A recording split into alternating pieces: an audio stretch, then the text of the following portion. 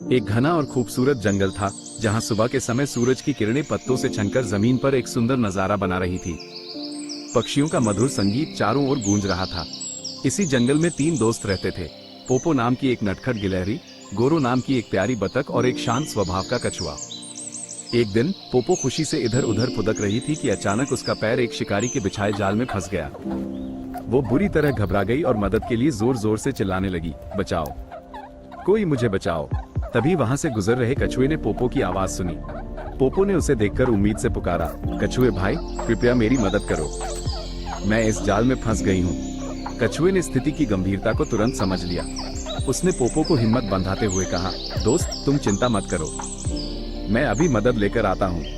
ये कहकर कछुआ अपनी धीमी चाल से अपनी दोस्त गोरो बतख के पास गया और उसे सारी बात बताई। गोरो सुनते ही तेजी से उड़कर उस जगह पहुंची जहां पोपो फंसी थी। कुछ देर में कछुआ भी वहां आ पहुंचा। गोरो ने अपनी नुकीली चोंच से जाल को काटना शुरू किया और अंदर से पोपो ने भी अपने पैने दांतों से जाल कुतरने में मदद की।